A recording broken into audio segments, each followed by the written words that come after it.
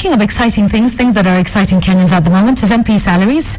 Everybody's talking about this, and everybody's talking about something on Twitter. And one such person who does the same thing is Dennis Itumbi, and he joins us today to talk about activism, to talk about some of the things that we can do beyond this thing right here. We sit down behind all these gadgets and we tweet, but actually doing something about it. Thank you for joining us today. All right. Thank you. Do we want to talk about what happened yesterday? No, I think we just want to move on from that. Safe to say you were not kidnapped. Here you are. You're safe. So we thank you for being with us today. Let's talk about, and we'll get to that petition in a moment, but let's talk about activism. There's a lot of new young people that are involved in it. Very different from the faces that we saw in 1991, 1992 when we were clamoring for multipartism, and even the style and how that was done. A lot of that is now happening on platforms like Twitter and Facebook. We've definitely moved on from the 90s, haven't we? Yeah, we have. Interestingly, the New York Times calls it slacktivism, which is basically use of modern technology to advance causes.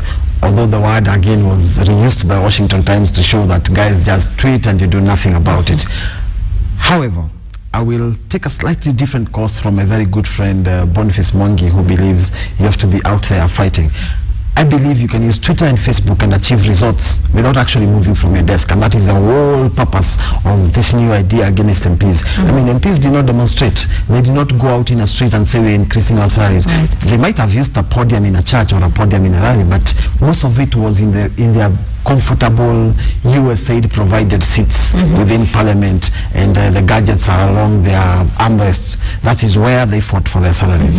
It is from the same position we can fight them. In other words, they used intellectualism to advance the cause for their salaries. We have to counter their so-called intellectualism with intellectualism. Okay. We have to counter brain by brain. That is the only way we can win this war. All right, but even we talk about, and that's a good thing, that we can now actually effect change. The sincerity of some of the people that we interact with, because you know how they used to say KBC was Musi ya kuonana?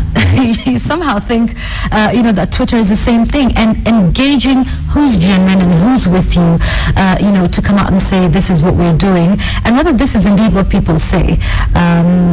Because sometimes people, portray a certain image online, which is not necessarily what they believe in. How are you able to marshal that, and how are you able to tell the real from the fake?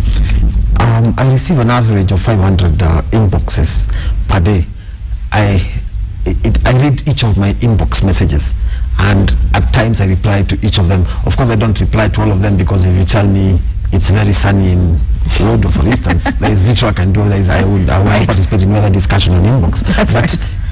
Most of the inboxes are people who are jobless. There are people who are facing issues. Either they are policemen, whether they are doctors, they are nurses. So the engagement there is very personal. Now, from that personal relationship, when we come to the public world, I'm now able to see this is actually a real person. He's a nurse in Samburu, he's a doctor in Mombasa. You're able to see these are actually real people. And when I go to these towns, I actually make an effort to say, I go back to my inbox and see who has come from that area, and we make a conversation and we meet over some drinks. I've met a lot of Kenyans who I would never have met was there no Facebook or Twitter. So these people are real. However, I agree with you. There is a lot of anonymity on Twitter, where you try to be the character who you have always wanted to be in life, and you present an anonymity tag for you to be able to be identified on Twitter.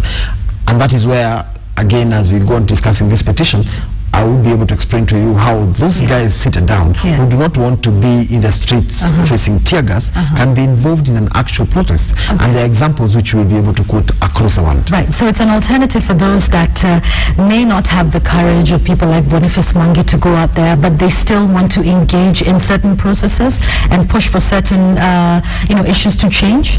Yes, and it's important to note that the style used by what we are calling new age style of doing things, the people like Boniface Mwangi, is laudable. It is in fact the best way to go. You've seen a new kind of activism that is not reliant on a press conference, then people go out. These are guys who just say we will be going out, and they don't do any press conference. They do the press conferences when they're out there. In fact, there is something that's happening. We are replacing the protests of the 90s with a new way of new cool way of doing it. Of course, we are still being faced by the rules that were by the tools that were used to silence the protest in the 90s are the same ones being used now. Unfortunately, there is no tear gas you throw to a guy who has organized a protest in Twitter. That's right. It will not even get there. So basically, these new kind of activists are the ones who are taking over civil society. We are going towards an era where we are going to have a cool civil society. The topics of that civil society is also what needs to change, because all our activism is all directed towards politics. Yes. I look forward to this day when we'll have a protest to demand that we need an education system that empowers us. For instance, why was I told that unless I passed in school, I would never drive? Why was I constantly told for 12 years in school that unless I passed in mathematics, I would never be anything in life? Why was I was in the drama club? Why was I not encouraged to write plays and earn a living? Today I write a play in first term and give to a school and get some good money. So why was I not told that's a way of income? Why was entrepreneurship not taught in school? I was only taught that you have to pass to be employed. I was not taught you have to pass to be able to keep a business, for instance. If we had such a protest to challenge the way dynamism in education has not been done, the way health, if you drive from Meru, where I was another day, to Nairobi, there is no CT scan machine until you get to Thika.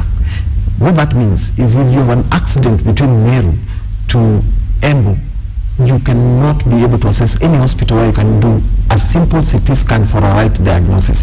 I hope one day we'll be able to go down to the streets and protest on that. At least it's happening on Twitter and Facebook. I am now therefore challenging those who use the streets as a medium to also take the activism beyond with new tools and new topics. And that is so key, because sometimes they say, civil society is a reflection of the society at large, and this is what they want to do. Do you think we also need to move the focus away from, politics? They say Kenyans are political animals, and when it's MP salaries, we will speak about this. And the media may stand accused as well. This is what we will focus on.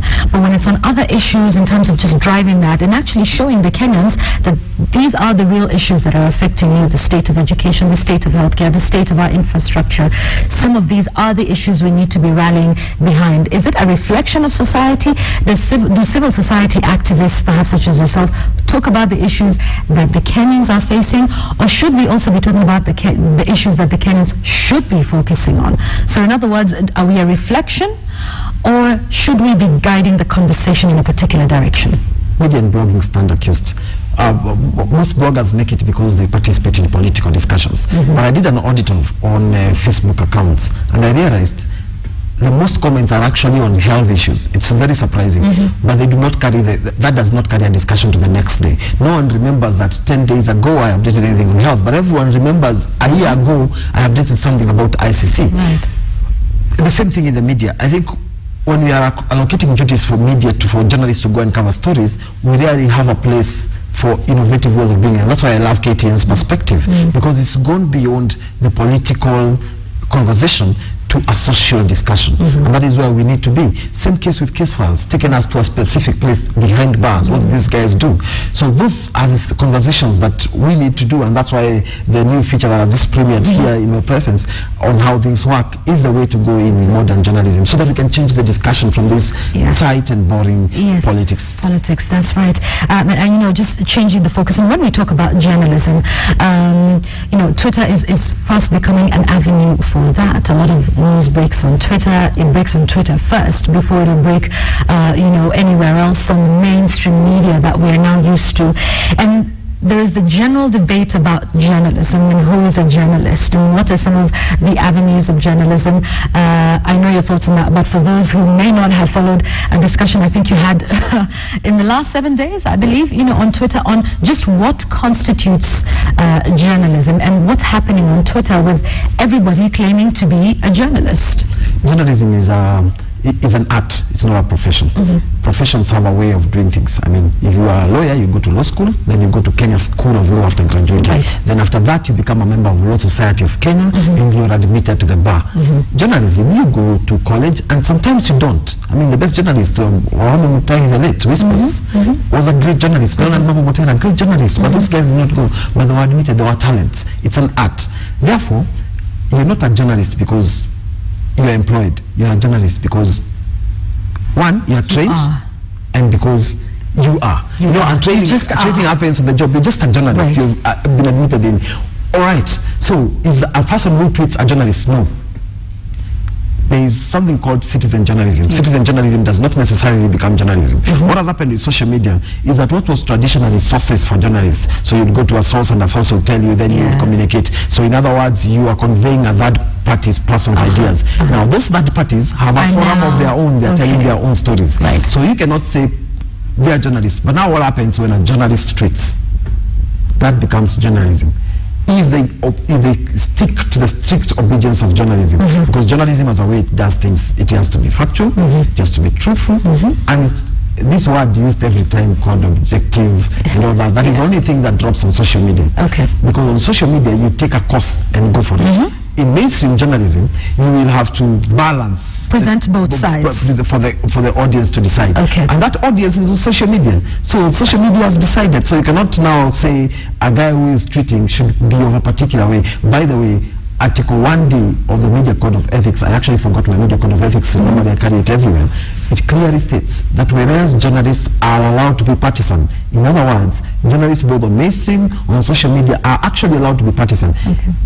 Elections in the US, if you follow them, major newspapers take positions of partisanship, but they still cover, if you take Democrats, you still cover Republicans. So basically, you cannot expect that there is anything, this theory called objectivity was developed in the 1970 College of Journalism. We'll have to advance it, because I mean, when I rob your cars, and I've used this example very many times, a journalist who arrives at the scene is obligated to get a quote or a soundbite from the bank manager or a bank staff, is obligated to get a quote from a witness, and is obligated to get it from the police who come to solve the issue. That's right. But you're not obligated to look for the thief, even if the law demands that the thief is innocent until proven guilty.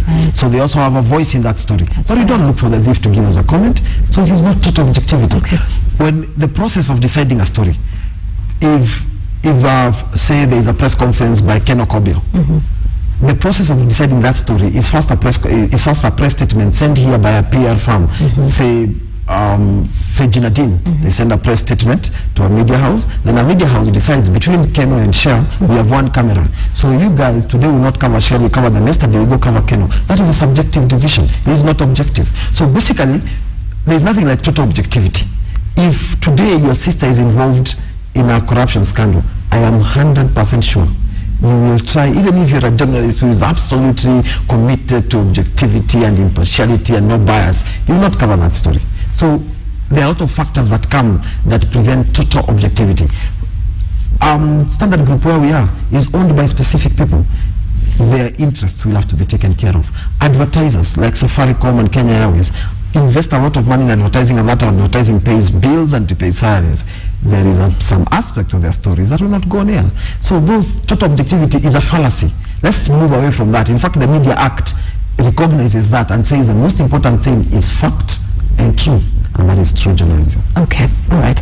And at least that clarifies that issue, particularly with what's happening with citizen journalism. But even while we're on Twitter, and I know there's this whole thing about reining in, some of the errant elements on social media. What are the general rules that guide that? We have fact, we have truth in what we call mainstream media.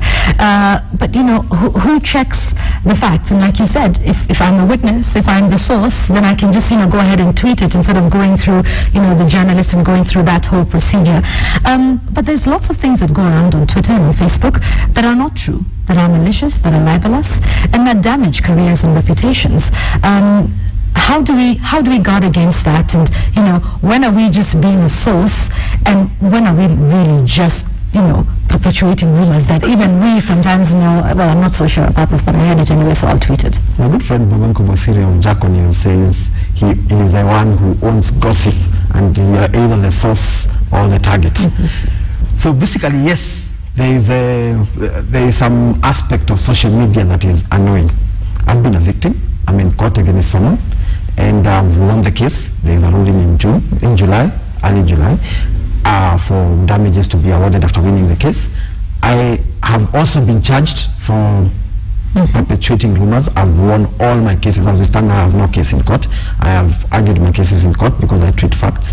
But you have a point that who checks the fact? How is social media regulated? And it's a whole discussion which I'm sure we can have another day about should the internet be policed.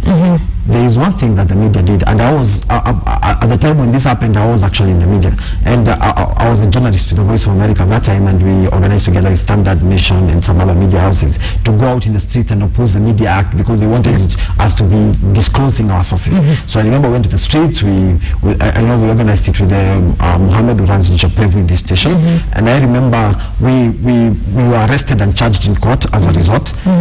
But the thing is this: does self-regulation which applies in mainstream media apply on social media? No. And unless people who use Twitter and use Facebook begin self-regulating, begin pointing out and saying you are doing wrong, what you're writing here is not true, it's not a fact, you need to be arrested. Unless social media starts reporting itself and start policing itself, then the government will come in. And there are laws which are coming in. There are 3 media bills that are coming in to support the Constitution. There is a Freedom of Information Act, there is a revised Media Act, and there is a revised Communication Amendment Act, which are coming to Parliament. And these things are going to ensure that social media is also very, very policed. Allow me to say this. NCIC and the Media Monitoring Committee, which have been doing press conferences about social media, are doing a disservice to this nation. And this is the reason. You cannot perpetually every week call a press conference and say you're investigating 22 bloggers. The next week they reduced to 15. Now they have reduced to 4 in the last press conference I had. And all this time we have never heard who are these 22. At one time they tried to say it was me and someone else. I rushed to court, and the court actually, the Constitutional Court dismissed them, saying you cannot go public without investigating those guys. Because how long does it take to investigate a Facebook account, for instance? There are modern tools like Radiant 6, which cost only 600,000 for a commission. In fact, when we talk about that, let's talk about the cybercrime division within the CID and whether they are indeed equipped enough to be able to police what's happening on social media, on the internet, and Facebook posts. Because again, some of these spheres are not locally owned. So, for example, if something happens on Gmail, and I know this, you will have to actually write to Gmail, who would decide whether or not to give you any information based on laws in America and not laws that are here, because, you know, Gmail is not a Kenyan company. But, you know, there's some of those challenges that perhaps the CID face, and are they equipped enough, in your opinion, to be able to actually point out and say, this account that says @Itumbi is run by Itumbi and it is done from here. Do they have that capability? I think it's at a staffing level where they don't have that capability. I mean, Yvonne, today, if you give me any account and told me to check it out, I can check it out legally. If you give me a legal tool and told legally, if you give me legally, you went to court and the court ordered we need to get all the accounts of this, yes, I can easily be able to get that information. In fact, government needs to employ legal hackers. Hacking, by the way, is taught as a legal lesson within the accountancy profession. So, because accountants are required to be able to assess information when and when. If I die today and I hold all company secrets, somebody must be able to assess that thing. With all due respect to the late Senator Mutula Kilonzo, he died suddenly. The late Mzee Jomo Kenyatta died suddenly. He had not planned for it. If they did not leave PIN numbers for their accounts, if they did not leave they did not leave a will and all that stuff, and people want to assess them to see maybe he had a secret which he had stopped somewhere for the company, how it was registered, people need to be able to access those accounts. Now, are they equipped? By staff, no. I think something needs to be done there with all due respect. The equipment they're using, the last time I was there, it was a small room on second floor. That's it. Headquarters, they use P3 and P4 computers.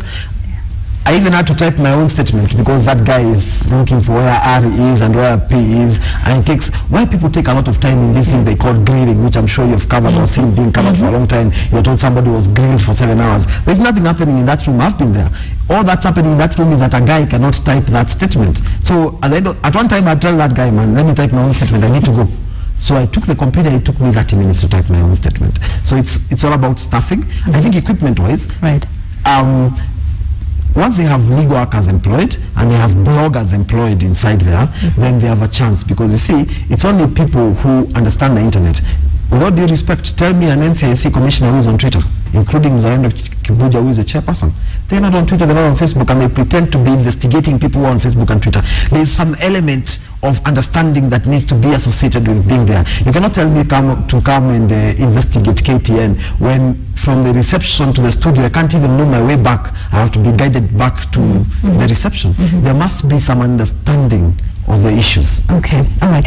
And while we're speaking about that then, and legal hacking, Daniel Ondere asks, is it true then that you hacked the ICC accounts?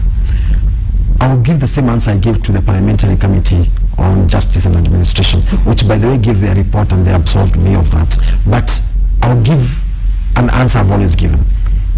If the dossier that was tabled in Parliament indicating that Britain wanted to arrest the then Deputy Prime Minister Uhuru Kenyatta and lock him up, and if indeed I hacked the ICC website and therefore revealed witness number 4, Maina Kabutu, then what I hacked was true. Because hacking is the entrance to an equipment. You can call it illegally or legally. Was that done legally? The first question is, did I do it? Yes. Yes. That we've established. Okay. Yeah. Was it done legally? Two things. In Kenya, there are no laws for legal hacking. There is absolutely no law unless you get a court order. I don't remember going to court to get any order. Okay. Did I get into the ICC website? Why would you want to get information about the ICC from their website? Are they that careless to put their information on their back end, so that if I have their password to their back end, I can get all the information, including all the prosecution wants to do the case? So you didn't get your information from the website? I choose not to go directly to those answers and keep it at this. Okay. That if I hacked, then the documents I got are true. All right. Okay. Let's move away from that issue and on to the petition that we have. 1 million Kenyans recall Bunge, and this is what we're talking about getting people to do something behind their iPads, iPhones, and all their little gadgets in your PC and your laptop, and to actually do something about it. I know there's the recall rule that perhaps a lot of people are not familiar with, which states that we can only institute this procedure after 2 years, presumably after giving them some time to sort of show themselves whether they are indeed performing or not. Is that in line with what you're doing? Article 104 of the Kenyan Constitution provides for the right of recall for both the Senate and Parliament. That is very important to note, because most people have seen saying you can't recall governors, and it actually says the electorate under Article 97 and 98. Now Article 97 and 98, 97 establishes Parliament, 98 establishes Senate. Then it says I have a right to recall the member of Parliament representing their constituency before the end of the term of the relevant House of Parliament. Then Parliament will provide the legislation. So Parliament went and gave a law of recall. I remember a presidential candidate who lost, called Mother Karua, was among those people who participated in that bill a lot. And it was put at 2 years, you're right. But then Article 255 and Article 1 of the Constitution, I'll start with Article 1, says all sovereign power belongs to the people of Kenya and shall be exercised only in accordance with this Constitution. The people may exercise their sovereign power either directly or through their representative. In other words, what Parliament and Senate is doing is delegated power. The most powerful people is ourselves. And then Article 255 says a proposed amendment to this Constitution shall be enacted according to Article 256 and 257. Now that's the law. Now let's put it in English. Right. The thing is this: even if Parliament has passed a law, we can go to a referendum and amend Article 104. Right now, the way Article 104 is written, it gives Parliament the power to decide how they will be recalled. We can go to a referendum and give the power of how recall will be done to the people of Kenya. So we will simply rewrite Article 104 once we have the sufficient signatures to say that Kenyans can recall 1, an individual member of Parliament, B, the entire Parliament. Then we provide, in the case of recalling an entire Parliament, Kenyans will require to have 2 million signatures, which will be reflective of 50% of 15 counties, whatever we want to say. And then that law will be adopted in a referendum, and we will change the Constitution and the law as it is. So the law as it is now is not cast in stone. We can make it to be what we want it to be. And that is the only language these guys can understand. All right. And the reason we're doing this is because Kenyans are unhappy with the conduct of their members of Parliament so far in just 3-4 months since they were sworn in? Exactly. I mean, tell me a member of Parliament who has done anything. You can argue that budgets have not been out, so they are still in their honeymoon, they've not done that. But the first thing they do cannot be. In fact, I was looking at I use a system called Radiant 6, which I think also these guys should use for hate speech. And all the things I do is mentions. If you look at the mentions at Radiant 6 for Kenya Parliament, there are whopping 2.4 million mentions on salaries and insignificant others on other things. That is how much this parliament has done. There are blogs, you go to their Facebook pages, their Twitter pages, they're talking more about salaries. We are not increasing our salaries. They're trying to argue with Kenyans. We hold the sovereign power. I think we need to pump some sense to these guys that as long as we are the powerful guys, we will exercise our power. And this is where now we come in on how Twitter and Facebook can succeed. Right. We've posted the form on script.com and we have circulated the link. Just download that form, get 10 of your friends, sign them up, scan back the form to an email address that you have provided, and we are good to go. occupyparliament@gmail.com and referendum@email.biz. Send back the form that is signed, and let's do this. All right. I think there comes a time when a society must get tired. And now going back to the journalism bit, journalists must also begin reading some bit of science and also the populists. You see, when I went to school, I failed in physics, but at least I remember one thing called the Newton's law of motion. And that principle of Newton's law of motion says every action has an equal reaction and opposite, and it's always opposite. So if these guys are making the noise, we will not make the noise. We will give an equal reaction to tell them, even as we can recall you, but it's going to be opposite. We are going to sign the forms and send them home. Okay, all right. And this is what we're talking about, and we'll be posting this on Twitter later on in the day for anybody who's interested in signing this. How many signatures are you looking for? We're looking for 1 million signatures. That's the constitutional threshold to do a referendum. In this particular case, we want also the referendum. So after the referendum, now we don't go to another election to kick them out. That's right. We also want this referendum to act as a first referendum against the entire national parliament, and that comes in the phrasing. So we're going to phrase it in such a way that the signatures we collect now will also be used as a fait accompli for the referendum we go to for them to be kicked out. So it will be one referendum that changes the constitution and kicks them. You know, Thomas Nagel, who was a famous philosopher in 1847, once wrote an interesting paper, how it is like to be a bat. I think MPs, we need to give them time to go and say how it was to be an MP for 4 months. Okay, so this is what we're talking about. And are you hopeful that you'll be able to get 1 million signatures? Of course, there is the question. 650,000. You're at 650,000. So it's just about 350. Yeah, and without this, it's going to take like 3-4 months. It's taking less time. Let MPs be warned. We are giving them time. By the way, we also have an escape clause for them. If they drop their demands for a salary in written form, we can consider them. Because we also don't want to go into a disruptive process of going back to an election. But if they continue, if we get whatever comes first, if we get the 1 million signatures first, then there is no discussion. But they have a negotiation. They can drop their demands now, and we can listen to them. Okay, question is, do you believe that even when they put it down in writing and say, I, Honorable so-and-so, promise to not pursue this issue, that they will stick to their word? It's 5 years. We'll still collect the 1 million signatures and we'll have them. So they default, we do the referendum. The sovereign power belongs to the people. We are the people. In fact, the American Constitution has a very interesting clause. It starts by, we are the people. And it goes on and says, in pursuit of liberty and in search of happiness, the people of Kenya are going to look for liberty and happiness. And right now they're not happy with the members of parliament. Isn't it expensive to say, okay, we're kicking out 349 members of parliament, we will start this process all over again when it cost us quite a bit?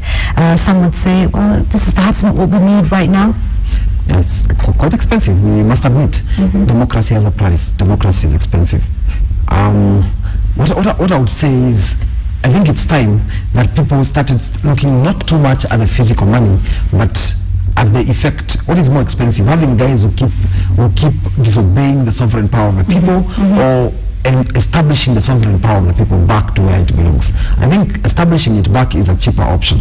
I think it's 6 billion shillings, yes, but we need to do this and establish ourselves back.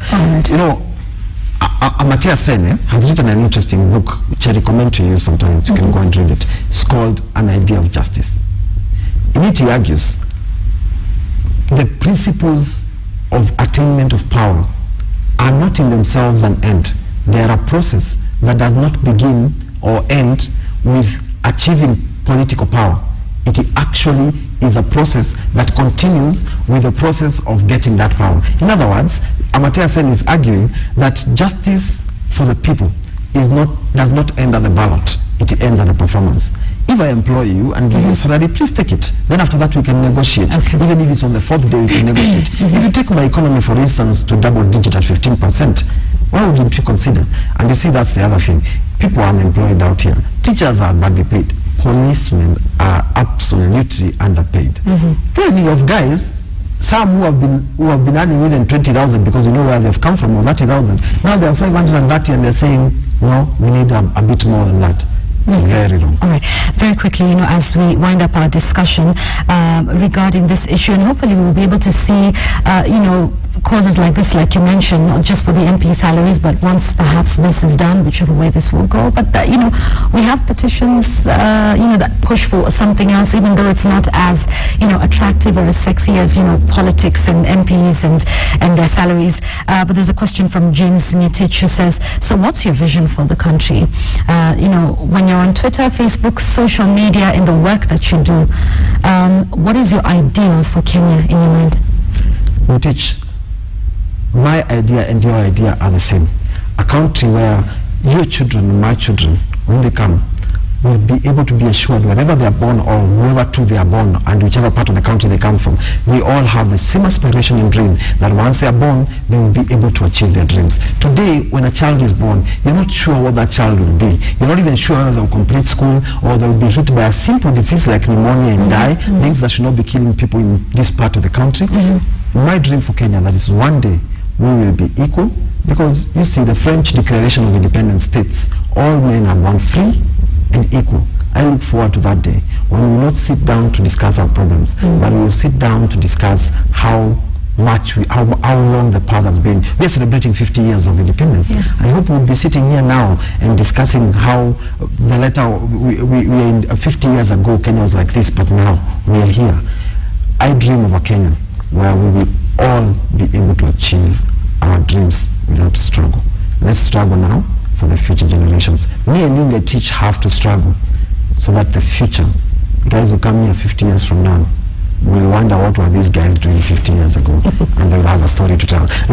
I'll tell you something, a teacher. Lee Kuan Yew has written a book called From Third World to First. I recommend that book to you, Nitich. Go read it. He basically argues that the power of developing a country belongs to individuals, and the collective individual effort finally adds up to the end. And I think that's where we should be. All right, so each and every one of us doing something. 650,000 people have already signed up to that. Another 350,000 to go. So for you, New Age activism, this is the way to go. Twitter, Facebook, blogging, and all of that. That is definitely one of the avenues that we need to go forward with. What would you say to a lot of people who want to start a blog or who would even rubbish, social media and say, I actually wanted to go there. Thank you for bringing me up. A lot of guys say, get a good job, Dennis. Get a good job. You cannot be sitting behind something like just this. Tweeting the whole day. Yes. I left a very well-paying job, by the way, to get into blogging. In fact, my first blog was called abunwasi.com. I made no single shilling from abunwasi.com for 3 months. Then I went to Fountain News, and I noticed that I can make money. In fact, up to today, I write for some guys called journalism.co.za as their East African correspondent. And they pay me. These are guys I've never met. We just meet on Twitter and Facebook. And I submit my story by way as an attachment on Twitter or Facebook. So Facebook and Twitter pays. Should I get a good job? Should I stop tweeting? No. In fact, I dare you. Have the courage to start a blog and decide. For those, by the way, my advice to those starting blogs, identify what you want to blog about. Don't be like someone else. You'll never be yourself. There's a lady who started Nairobi Nights. She just started writing about commercial sex and who she was meeting, how the nights were, how the twilight nights were, and the blog became a hit. Today, she's getting a lot of money from the UN, from UNESCO, just to go around the world preaching this to commercial workers. you can, and that was from a blog. Blogging has a future. That is why every media house today, every single blue chip has a blog or has a Twitter account or Facebook, including State House, right, and including the president. Yes. So there's time has come for you to understand that the sun has shifted, the ground has shifted. So go to where the new money is. The new money is in innovation, technology. Okay. Do you think there'll ever be a time when Twitter and Facebook will overtake what we call mainstream media? You know, newspapers are doing that. By the way, and this is what happened with Newsweek, and I remember I went out and got that last copy, and I read it, and I kept it really neat, and I framed it, and then this year... They were back on printing papers, and this is, of course, after their collaboration with the Daily Beast. But do you think there'll ever be a time when social media and the internet will completely take over magazines, newspapers, television stations, and radio stations? Once digital migration happens, Yvonne, that's when people will realize. I mean, there's a movie that's coming up, a Kenyan movie called House of Longla. It's online. It's basically it's actually. I guess I know what that's about. It's actually trying to look at the immoral aspect of Kenyan life and trying to say, you know what, there is another way of doing it. To market it, they've just gone online. They've started some beautiful talk shows. The talk shows of the future will not be in this grand studio. They will be out there. A guy will host the grandmother who is 115 years in the house and film it and send it on YouTube and brand the channel. I do not think that social media will eradicate mainstream media as we know it, but it will fundamentally change how mainstream media thinks. Because mainstream media today, the highlight is news at 9, prime time, the graphics, and that business is coming to an end. By 2015, when the global deadline for digital migration is coming, things will change. Most of these talk shows will be there. There is some guy called Franz Edgeworth. Edgeworth has written a paper called Mathematical Physics. In that paper, it may look like it's scientific, but it's actually art. He actually says the stroke of the brush that the media has used in the past is no longer going to the left, it's going to the right. In other words, what has been censored in mainstream media is being said as it is on the streets, and that is what people identify with. Talk shows will be shot in moving cars. Talk shows will be shot in bars where mainstream media has not bothered to go, because I must also appreciate that it's very expensive to invest in production. Indeed. We leave it at that for now. Obviously, we'll have a discussion with you here for hours and hours on end, but we thank you for that. We wish you all the best. 650,000 done, 350,000 to go, and we'll continue to keep tabs and see how this is going. And indeed, just talking about that, there's so many questions. I mean, there's so many rumors and things that surround you, so many questions that I can't even pose to you because I don't even know the origin. You know, there's so many things about what you know and what you don't know, but we thank you very much for making the time to be with us. Dennis Itumbi, talking about new age activism, social media, and indeed that very important petition that he's got out. We'll be posting that on Twitter today. Now, I did ask you the question of the day, and that was, it really was just your hopes for the football team today. I want to take a look at some of those tweets. I can see Kevin Obura here who says, I'm seeing Mandela score, in fact, a header. Defense is good. Owino, Calabar takes good care of that. Kasarani to Asija. Okay. All right. Karibuni sana. We say to the Nigerian team for that. I wonder if I have time for just one more. There's so many more that have come in. Yes, regarding football. So let's take a look at some of those now. And this is not what happens with these things, surely.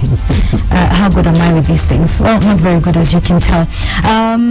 Let me find one for you. In my belief, commonly, the eagle cannot reach the stars. Harambee Stars, all the best to them, and we are the patriots of the day. There's so many that have come in. We're running out of time, so we can't share them all with you, but we thank you so much. We'll wait and see what happens. Will it be a draw? Will it be a win? From what we know, it must absolutely be a win. We're at the bottom of Group F, and we definitely need to do something about that. Can I leave it with my quote of the day very quickly? And perhaps this is in line with what we've been talking about. Social media and how it's able to change the way perhaps mainstream media is doing things, and how it's able to change your perception and change what is happening around you. Here it goes. When you are through changing, you are through. Simple as that. When you're through changing, you through. And that's from Bruce Barton. We leave it at that for now. A very special interview tomorrow. Won't tell you who it is until tomorrow. But we will be discussing international relations. That's all I can tell you. We thank you so much for staying with us, for your comments, for your feedback. We'll see you again tomorrow. Have a great day. Bye-bye. Really, really good. I enjoyed myself.